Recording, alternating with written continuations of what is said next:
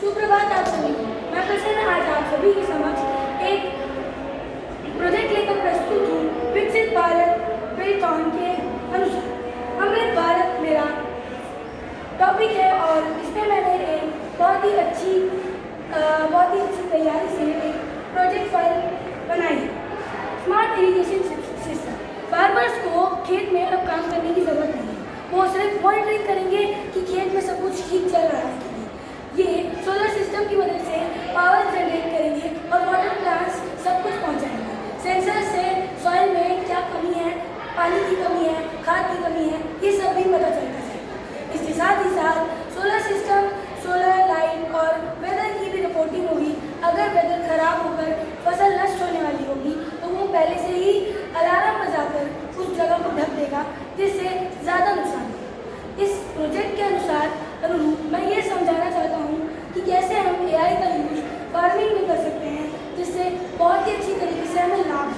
जैसे इस चित्र में हमें दिखाया जा रहा है कि इस जगह पर ये सेंसर यहाँ सोलर पावर से कनेक्टेड है और सेंस कर रहा है कि मिट्टी में क्या दिक्कत है। कई बार मिट्टी उपजाऊ नहीं है, इसके लिए मैंने ऐसे रोबोट्स का चुनाव किया है जो सेंस करेंगे कि क्या कमी है। अगर गहराई की मिट्टी फसल के ऊपर डाल दी जाए, फसल कटने के बाद उसके ऊपर डाल दी जाए तो फसल बहुत अच्छी होती है। इसी तरीके से उसमें कई सारे सिस्टम होते हैं। फार्मर्स को सिर्फ अब अपनी इच्छा अनुसार उसे देखकर प्रेजेंट करना होगा और सुपरवाइज करना होगा कि मशीन कुछ गलत नहीं है। हार्वेस्ट के टाइम पर हार्वेस्टर मशीन तो होती है, लेकिन हार्वेस्ट में कई ग्रेन्स खराब निकलते हैं। वो लोग ग्रेन्स की टेस्टिंग करेंगे। उस मशीन में इतनी पावर है कि वो ग्रेन को टेस्ट करेगी कि इसमें किस न्यूट्रिशन की कमी है और वो न्यूट्रिशन सॉइल और प्लांट्स को प्रदान करेगी, जिससे कि आगे की तरफ हम लोग भारत को पूरी तरीके से आत्मनिर्भर बना पाएंगे और विकसित कर पाएंगे। 100 वर्ष में भारत इतना विकसित आराम से हो जाएगा। इसके बाद वाटर सप्लाई के लिए जो दिक्कतें आती हैं, उसके लिए इस रोबोट में आकार बढ़ने पर एक बहुत ही अच्छी सांत्विक शक्ति होगी कि वो गड्ढा खोदकर कितना भी नीचे गड्ढा खोदकर पानी को निकाल सकेगा और फसलों में डाल सकेगा।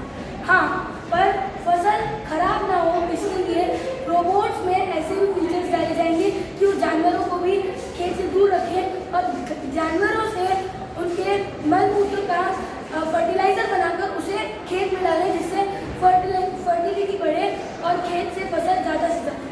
इसके साथ ही मैंने सोचा है कि हम लोग जैसे पहाड़ों पर खेती नहीं करते, पहाड़ों पर धूप और एक अच्छा मौसम होता है, आलू जैसे फसलें होती हैं, लेकिन पहाड़ पर खेती करना ठीक नहीं, क्योंकि वहाँ से ढलान में कोई पानी को डालना और बाकी चीज़ें बहुत मुश्किल है। इसके लिए मैंने सोचा है स्टेप फार्मिंग। इसमें पानी की छोटी छोटी नलियों को रोबोट्स लेकर जाते जाएंगे बड़े रस्सियों और बड़े कंटेनर्स की मदद से। इसे पुली सिस्टम भी समझ सकते हैं, जिसमें रोबोट इसकी पुली हो और वो लोग पानी के साथ खाद भी हो। वो लोग ऊपर की सारी चीज़ों को हाफ कट करके वहाँ आग लगा देंगे। वो लोग आग इसलिए लगाएंगे ताकि सेव एंड हार्ड्स जैसी प्रॉपर्टी की वजह से सॉइल और ज़्यादा इम्प्लीमेंट हो सके। पहाड़ों की सॉइल वैसे भी बहुत ही अच्छी होती है हमारे लिए, और रिलीजियस पे में भी ये बहुत अच्छे से काम करेंगे। जैसे इन्हें एक टाइम दे दिया जाएगा कि हमें शुगर केन छठ पूजा तक चाहिए, तो इस वजह से वो उन्हें आगे तक पहुंचाने की पूरी कोशिश रखेंगे। इन रोबोट्स को कोड करने के लिए हम लोग एआई की ही मदद ले सकते हैं, क्योंकि ChatGPT जैसे ऐप्स ये कोडिंग करने में माहिर होते हैं। हमें बस एआई के बनाए हुए एआई को अपने अनुरूप चलाना है और एआई को सुपरवाइज करना है। हमें एआई को इतना भी बढ़ावा नहीं देना है कि वो हमारे लिए मुसीबत बन जाए।